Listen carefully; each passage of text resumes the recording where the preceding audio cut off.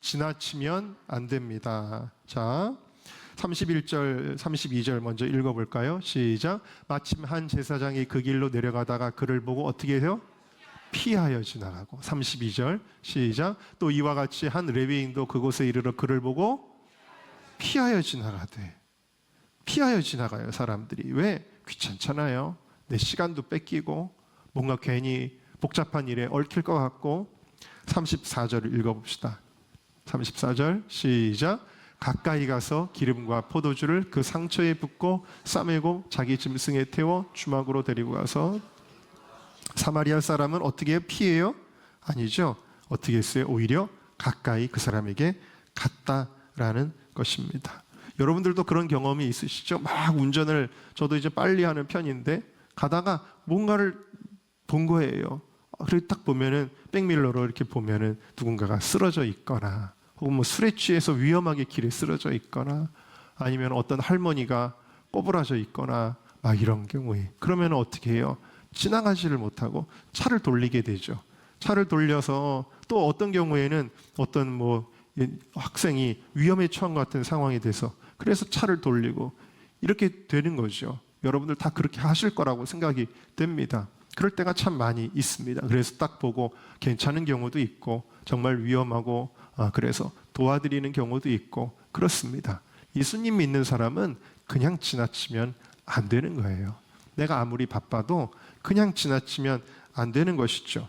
만약 사마리아 사람도 그냥 지나쳤다면 아마도 다른 사람들 다 그냥 지나치기 때문에 결국 이 사람은 탈진하고 죽었을 것입니다. 오늘 말씀의 핵심은 뭐냐면요, 다들 지나쳤다라는 데 있잖아요. 오늘 말씀의 핵심은 이 사마리아 사람이 지나치지 않았다라는 데 있는데, 그건 무슨 얘기냐면, 여러분, 그 사마리아 사람은 지나치지 말아야 되는 사람이라는 뜻이에요. 왜냐하면 이 영혼이 지금 누구에게 걸려 있는 거냐면, 제사장에게 걸려 있는 것도 아니고 레위인에게 걸려 있는 것도 아니고, 이 영혼은 누구에게 맡겨진 거냐면 사실은 사마리아 사람에게 맡겨져 있는 거예요. 여러분, 누군가가, 어떤 영혼이 예수 안 믿는 사람에게 지금 걸려 있는 게 아니라는 거예요. 이 영혼은 누구에게 걸려 있냐면 나한테 걸려 있는 영혼이기 때문에 내가 지나치면 죽는다. 그걸 우리가 알아야 돼요.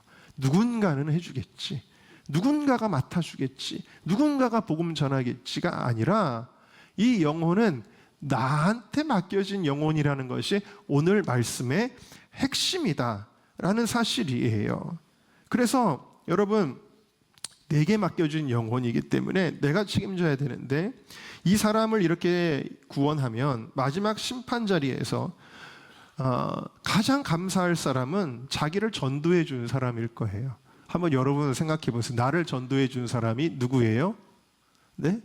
근데 제가 많은 경우에 보면, 제가 청년 활동할 때 보면은 이렇게 전도했는데, 내가 전도했는데 그 사람이 교회에서 더 열심히 하고 인정받고 그러면은 막 오히려 막 시기하고, 청년들이 그런 거 제가 예전에 예관교회에서 청년부 할 때 그런 거 많이 봤는데, 어쨌든 간에 여러분, 내가 나중에 심판 자리에 가면은 나 뭐 돈으로 도와준 사람, 나 뭐 공부할 때 도와준 사람, 뭐 다 도움이 되는 거지만, 여러분, 심판대 앞에 가면은 나한테 가장 고마운 사람이 누가 될까요? 나를 전도한 사람이 되는 거예요. 이건 억만금을 갖다 줘도 못 갚는 은혜인 줄로 믿습니다. 그러니까 이것이 얼마나 중요한 사명인가. 또 사마리아 사람 얘기를 하지만, 여러분, 예수님 시대의 사마리아 여인, 우물가의 여인 기억나시죠? 이 사마리아 여인은 동네 사람들에게 멸시받고 천대받던 여인인데, 예수님을 만나고 나서 동네 사람들을 다 데리고 와서 예수님 만나게 했어요. 이 동네 사람들이 나중에는 누구를 제일 고마워할까요? 자기들이 멸시하고 천대했던 이 사마리아 우물가의 여인을 가장 고마워하게 되었을 것입니다. 생명의 은인이기 때문입니다. 여러분, 우리가 전도를 하면은 반드시 거쳐야 되는 과정이 있습니다. 그 사람이 거절하고 거부하고 귀찮아하고 피하고 싶어하는 그 어려운 단계가 있습니다. 그렇지만 결국에는 억지로 끌려다니다가 예수님을 믿게 되지요. 그러면 나중에는 천국에 가서 저에게 너무너무 고맙다라고 말하게 되는 것입니다. 그래서 여러분이 어떤 이유에서든지 강권하듯이 전도하던 것을 중단하는 사람이 있다면, 그러면은 그 사람은 나중에 지옥불에 빠져서 이렇게 외치는 소리를 듣게 될 거예요. 그때 왜 좀 저를 더 강권하지 않았어요? 왜 좀 더 저를 포기하지 말고 전도하지 않으셨어요? 김 집사님, 이 집사님, 정 권사님, 박 권사님, 왜 그때 저를 좀 더 강하게 교회로 인도하지 않았어요? 라고 그들이 울부짖을 것이라는 이야기입니다. 그래서 디모데후서 4장 2절은 우리에게 이렇게 말씀하고 계세요. 같이 읽습니다. 시작. 너는 말씀을 전파하라. 때를 얻든지 못 얻든지 항상 힘쓰라. 범사의 오래 참음과 가르침으로 경책하며 경계하며. 여러분, 때를 얻든지 못 얻든지 여러분 복음을 전하시기를, 전도하시기를 주님의 이름으로 축원합니다. 여러분, 어쩌다가 요즘에는 이제 가족들도 잘 못 만나잖아요. 명절 때나 만나고 그럴 때 있는데, 여러분 그냥 지나쳐도 될까요? 이웃들을 만나는데 맨날 보는 이웃인데 뭐 하고 지나쳐도 될까요? 택시를 한번 타도 그 택시 기사를 지나쳐도 될까요?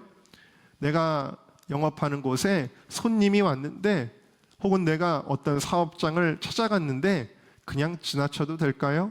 주님이 보여주시는 사람, 그리고 주님이 불쌍한 영혼이라는 마음을 주시는 그 사람, 여러분 그냥 지나치지 않으시기를 주님의 이름으로 축원합니다. 자, 함께 따라합시다. 주여, 결코 지나치지 않게 하소서. 자, 네 번째 주제를 읽습니다. 시작. 전도는 행함으로. 자, 34절 읽어봅시다. 시작. 가까이 가서 기름과 포도주를 그 상처에 붓고 싸매고 자기 짐승에 태워 주막으로 데리고 가서 돌보아 주니라. 아유, 불쌍해, 어떡해. 그리고 지나가요. 그랬다는 거예요? 아니죠. 가까이 가서 기름을 발라주고, 이 당시 약이 없으니까 포도주를 약 대신 발라주고, 그래가지고 자기 짐승에 태워서 그 사람이 회복할 수 있도록 주막에 데리고 가서 돌보아 주었다. 세상에 안 바쁜 사람이 어디가 있어요? 근데 이렇게 하였다라는 것입니다. 행동으로 옮긴 것이죠. 행함이 없는 믿음은 그 자체가 죽은 것이라. 전도해야지 모르는 사람이 어디 있어요? 그렇지만 전도는 행해야 될 줄로 믿습니다. 순종해야 된다라는 것입니다. 담임 목사가 전도합시다, 전도합시다 이렇게 지금 설교를 하고 있는데, 어떤 사람은 그래 전도하면 좋지, 하지만 행동으로 옮기지 못하는 사람들이 너무 많이 있어요. 그러면 안 돼요. 여러분, 반드시 여러분들의 믿음은 뭘로 증명되는 거냐면 순종으로 증명이 되는 거예요. 여러분들 믿음이 있으십니까? 내가 믿음이 있는지 없는지 뭘 보면 알 수 있다고요? 순종하는지 보면 알 수 있다고요. 내가 믿음이 있다고 스스로 생각하는 게 아니라 순종으로 내 믿음이 증명되는 것입니다. 우리 교회 예전에 사역했던 김진혁 전도사 여러분 기억나시죠? 가족이 예수님을 안 믿었습니다. 근데 믿음으로 순종해서 전도를 시작했습니다. 근데 그 아버지가 암으로 투병하던 중에 전도를 받고 예수님을 영접했어요. 그래가지고 아픈 몸을 이끌고 늘 새벽 예배 다 드리시고 저녁 예배까지 다 드리셨어요. 그 아버지가 그렇게 완고하시고 예수님을 안 받아들이셨던 분인데 예수님 믿고 평안하게 하늘나라를 가셨습니다. 이게 왜 가능했죠? 전도했기 때문입니다. 또 그 어머니도 신앙생활을 안 했는데 김진혁 전도사가 예광교회에 있을 때는 가족들과 같이 있으니까 항상 챙겨요. 어머니 동생 데리고 교회를 가다가 여기 오니까 떨어지게 되잖아요. 그런데도 제가 있는 데서도 수시로 전화하는 거예요. 동생한테도 전화하는 거예요. 그래가지고 교회 갔냐고, 갔다 왔냐고 계속 전화해가지고 계속 교회에 다녀야 된다, 예배 드려야 된다, 그렇게 하는 것입니다. 그렇게 할 때 믿음이 자라나고 지금은 정말 직분도 받으시고 어머니도 그리고 그 동생도 믿음 생활을 잘하고 있다고 들었습니다. 여러분, 전도 행함이 있었기 때문에 한 영혼 한 영혼이 구원받게 되어지는 줄로 믿습니다. 여러분, 제가 지난 금요일인가 그런 말씀을 드렸어요. 순종은요, 제사보다 귀해요. 순종은 우리가 기도 많이 하는 거 너무 중요한데 기도 많이 하는 것보다 귀해요. 특별히 가족 전도를 원하시는 분들이 많이 계실 거예요. 여러분, 가족 가운데 예수님 안 믿는 사람이 있으신 분들 가족 구원되기를 원하십니까? 네? 아멘 하시는 분이 별로 없는 거 보니까 다 인간기도가 되셨나 봐요. 근데 제가 가족 구원의 비결을 알았어요. 그게 뭐냐면, 여러분, 구원은 누구에게 속한 거예요? 믿음은 우리에게서 나오는 게 아니죠. 믿음은 뭐라 그랬죠? 하나님의 선물이에요. 은혜예요. 구원은 우리에게 속한 것이 아니라 하나님께 속한 것이기 때문에 내가 누군가를 전도해도 저 사람이 예수님을 믿을지 안 믿을지는 나에게 속한 문제는 아니에요. 다만 우리는 순종하여 복음을 행함으로 전하는 것인 줄로 믿습니다. 그래서 이게 되게 어려운 일이잖아요. 구원에 이르는 것은 우리에게 속한 일이 아니기 때문에 우리 입장에서는 순종할 뿐이고 주님이 하시는 일이에요. 함께 따라합시다. 구원은 주님이 하시는 일입니다. 자, 주님이 하시는 일인데요. 내가 기도를 많이 하는 것도 중요해요. 가족을 위해서 기도를 많이 하는 게 너무 중요한데, 내가 전도한다고 해서 막 그래 아버지가 네 말 듣고 가마 쉽게 되지 않을 수 있어요. 그래 엄마가 가라니까 내가 갈게요. 이게 쉽게 되지 않을 수 있어요. 그런데 여러분들이 순종의 씨앗을 심으면 하나님이 그 순종을 보시고 역사하십니다.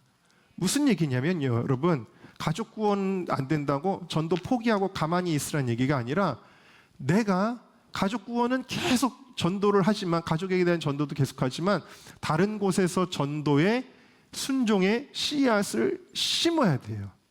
그러면 여기서 거둘 수 있어요. 할렐루야. 왜? 하나님이 하시는 일이기 때문에. 그래서 여러분, 나는 가족 구원이 안 되는데 내가 무슨 전도를 해가 아니라 이웃 전도하는 거예요. 형제 친구들 전도하는 거예요. 직장 동료들 전도하는 거예요. 이 전도의 씨앗을 계속 심을 때 하나님께서 열매를 가족 구원으로 거두게 하시는 일들을 보게 되어지는 것입니다. 그래서 제가 이런 권면을 할 때가 있어요. 하나님이 이 생명과 관련된 일에 순종하라고. 근데 자기 가족하고는 관련 없으니까 그거에 대해서 관심이 없는 경우가 있는데, 아니에요, 여러분. 여러분 주변에 있는 이들에게 뭐 어쨌든 가까이 있든 멀리 있든 하나님이 내게 보여주시고, 그리고 불쌍히 여기게 하시고 지나치지 못하게 하는 그 영혼에게 여러분들이 전도의 순종의 씨앗을 심으시기를 주의 이름으로 축원합니다. 그러면 내가 아무리 말해도 안 듣던 내 형제 자매가 어느 곳에서 갑자기 은혜를 받아서 꼬꾸라질 수 있다는 사실이에요. 여러분, 이것을 믿으시고 전도의 행함으로 순종하시기를 주님의 이름으로 축원합니다. 자, 마지막 5번째 같이 읽겠습니다. 시작. 희생하면 열매 맺는다. 자, 35절을 한번 읽어봅시다. 시작. 이튿날에 데나리온 2를 내어 주막 주인에게 주며 가로되, 이 사람을 돌보아 주라. 부비가 더 들면 내가 돌아올 때 갚으리라 하였으니. 자, 뭔 얘기예요? 이게 돈을 준 거예요. 주막 주인에게. 지금 돈이 더 들면 내가 돈을 또 줄게요. 도대체 이 사람이 나랑 무슨 관계가 있다고 이렇게 하죠? 불쌍히 여기는 영혼을 위해서 희생하는 거예요. 이렇게 희생을 해야만 반드시 전도의 열매가 맺혀지게 되어져 있습니다. 왜요? 하나님 나라의 법칙이 한 알의 밀이 땅에 떨어져 죽지 아니하면 그대로 있고 죽으면 많은 열매를 맺는다. 희생 없이 생명과 구원과 부흥의 역사가 없는 게 하나님 나라의 법칙이기 때문입니다. 자, 근데 여러분, 이 말씀을 우리가 보면서 또 알 수 있는 건 뭐냐면, 그렇지만 하나님이 우리에게는 그렇게 많은 희생을 요구하시지는 않아요. 왜냐하면 본질적인 희생은 예수님이 한 알의 밀알이 되어 이미 치르셨기 때문이에요. 우리는 그럼 뭘 하느냐? 우리의 희생은 뭐냐? 우리는 그 밀알 되시는 예수님의 복음이 씨앗이 땅에 심겨져서 열매 맺도록 밭을 갈고 그것을 씨 뿌리고 물을 주고 거름을 주고 바람을 막아줘서 자라게 하는 거예요. 할렐루야. 자, 그러니까 여러분, 우리의 희생은 사실 희생이라고 할 것도 없어요. 예수님의 희생에 비하면. 네, 그래서 우리가 알아야 될 것은 내가 아니라 주님이 하시는 거예요. 우리는 다만 순종하는 것인데 그 순종을 거저하려고 그러면 열매가 안 생긴다. 이 사마리아 사람이 했던 것처럼 자기의 시간을 투자해야 되고, 자기의 물질을 투자해야 되고, 자기의 체력을 투자해야 돼. 그래야만 얻을 수 있는 것이 열매다. 농사와 똑같은 것이다. 여러분들이 이것을 기억하시기를 주님의 이름으로 축원합니다. 마지막으로 부산 세계로교회에 김종희 집사님이라는 분이 계시는데 이분의 이야기를 여러분들에게 소개합니다. 이 집사님은 2010년부터 2013년까지 무려 3년 동안 285명을 전도를 해서 그때 전도왕의 상을 받으셨다는데, 그때 간증을 제가 소개하는 거예요. 그의 남편은 사고를 당해서 오른쪽 손가락 2개를 잃었습니다. 그런데 이것 때문에 너무 낙심을 해가지고 자기 인생을 스스로 막 망치는 거예요. 술에 빠지고, 그 다음에 게임에 빠지고, 여자에 빠져가지고 자기 인생을 막 방탕하면서 거기서 헤어나오지를 못하고 완전히 폐인이 되었습니다. 그러던 중에 이분들이 교회에 등록을 하고, 교회에 등록한 지 6개월이 지나서 부인이 제자 훈련을 받습니다. 이제 아내가 이제 은혜를 받기 시작해요. 그런데 그때 목사님이 이분의 마음에 깊이 꽂히는 말을 했어요. 뭐라 그러냐면, 남편이 변하지 않는 것은 아내가 지혜롭지 못하기 때문입니다. 자신이 먼저 바뀌지 않으면 세상은 절대 바뀌지 않습니다. 여러분, 1년 고생하고 평생을 편하게 살겠습니까? 아니면 평생 지금처럼 살겠습니까? 그러면 당장 내일부터라도 새벽 기도에 나오고 남편이 아무리 개떡 같아도 주님처럼 섬기세요. 그랬습니다. 그래서 그때부터 이제 집사님은 이제 새벽 예배를 열심히 나가서 기도를 하고, 그리고 남편을 정말 왕처럼 섬기게 되는데, 남편이 게임을 하고 있는데 가가지고 어깨를 주물러 줍니다. 퇴근하면 남편의 발을 씻겨줍니다. 하루에 10번 이상 남편에게 고맙다고 문자 메시지를 보냈습니다.